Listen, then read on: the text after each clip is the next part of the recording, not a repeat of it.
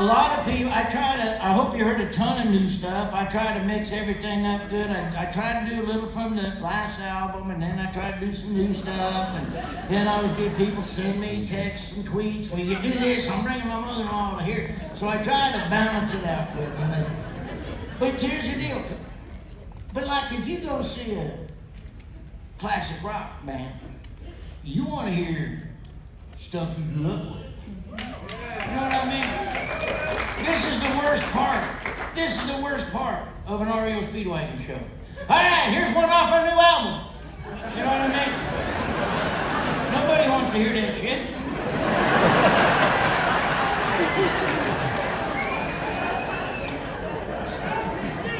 Those guys are awesome. They play. I have a golf tournament every year, and they play in a golf tournament. Those guys are awesome. They told me one time, we had a roast, I was roasting all my celebrities that come play in the golf tournament. They're always at the golf tournament. I go, boy, it's always nice to have REO help me out, man. I love these guys. We've known each other for years. And I don't think they know this or not, but I was at the carnival with my wife the other day. She didn't do very good on the dart game, but they told her she could have anything on the bottom shelf. So we got the new CD coming out.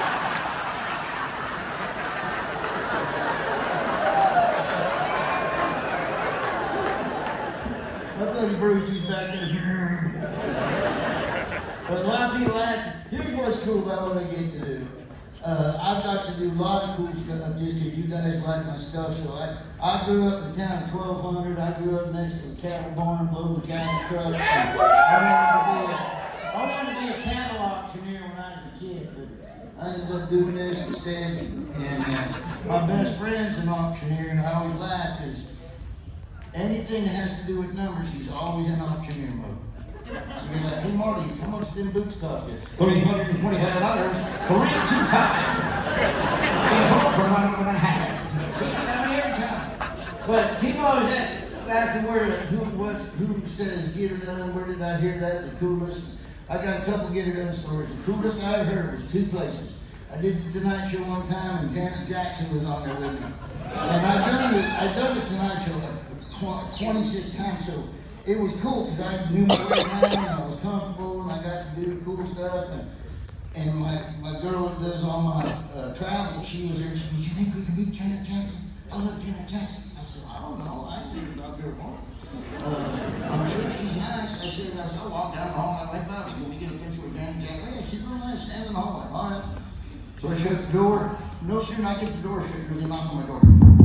It's this little lady. She goes, "Hey, Larry, sorry to bother you. Is it okay if Janet Jackson gets a picture with you?" And I'm like, "She wants a picture with me?" "Absolutely, let me get mine." Right away, I get on the phone and I call my buddy Randy that does the internet stuff. I said, "Hey, do me a favor. I'm about to meet Janet Jackson. Take every Michael Jackson joke I ever wrote and take it off the internet."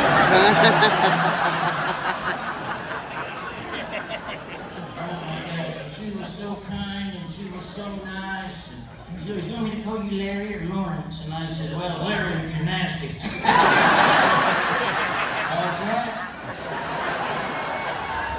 Then my other cool one was Denzel Washington on the set of Regis and Kelly. I like Denzel, and my manager Maggie wanted to meet him. And same deal, can we meet him? "I don't know." That's when we asked him that. "He's really nice, go ask him." All right. So we turn the corner to go ask him. Here he comes down the other way. And I'm freaking out. I'm like, "Oh, what am I going to say to Denzel Washington?" And he's decked out. He's walking like this. And he sees me and he goes, "Man, Larry, get her done." I know. I was like, "You get that in and sit there." Oh my God.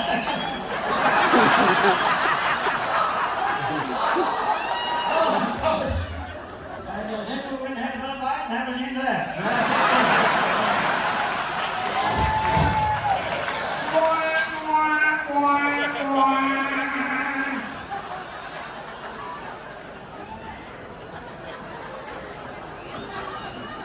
I love you guys. And I'm going to tell you one last story, and then I got to go. The coolest thing I will always remember, this is always one moment that you'll always remember, that I'll never forget. The night I met Willie Nelson.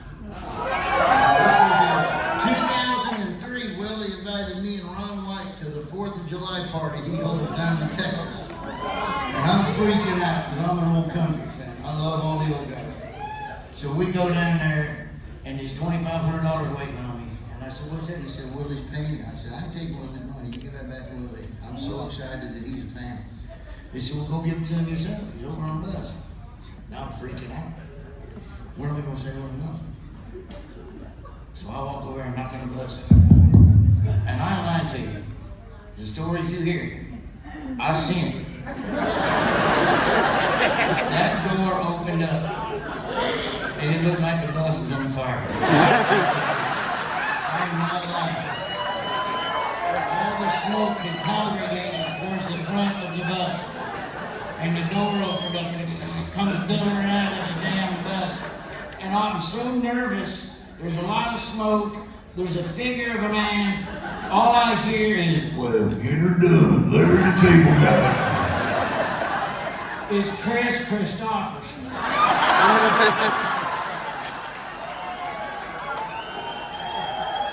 I walk in there, he's so daggone nice, I can't believe he's in there. He goes, do you know Ray Price? Ray. Hey, Ray, come here, man. Ray Price is here too. I mean, I'm a head. Here come Willie out of the back. I don't do a good Willie Nelson, but he come out of the back. Hey, Larry, man, good to see you, my So we're talking about jokes, and he's talking about what his favorite bits are, and then all of a sudden he pulls out a joint by the side of the cigar. And he lights it, and he smokes it, and he hands it to me, and I literally said to Willie, I said, Willie, I had this struggle going on, because I don't do drugs, never done it in my life, I'm just going to pop my life, I can give a shit. Alright? And I told Willie that, I said, Willie, I never done anything like this in my life. I don't smoke pot. He goes like this. I said, you know what? If I don't do it, I mean, I'm missing out on an incredible story right here, you know? So I tell you, I don't even know what I'm doing. I'm coughing. Supposed to swallow, right? But it's just so crazy. I mean, it's stupid. I'm passing a joint to Chris Christopherson. Ray Price, we're in a circle, sharing a joint. These flipping megas. And then finally I pass it. Chris Christopherson, no, I'm good. Ray Price, no, I'm good. Willie's like, you keep that, that's a souvenir from me. You go ahead and smoke that. You have that. Oh, thank you. But I didn't want to be rude, and I didn't know nothing about it, but I figured if I don't smoke this here, Willie's going to be offended at me. So I'm smoking this flipping guy. And now, about 10 minutes in, I'm getting sick. My stomach hurts, I'm dizzy, I'm thinking of dying and shit. Seriously, it wasn't good. I'm getting sick. And I have this thought, I go, in my head, Willie's talking to me, and I'm not even listening. All that's going on in my head is, you idiot, you're gonna die.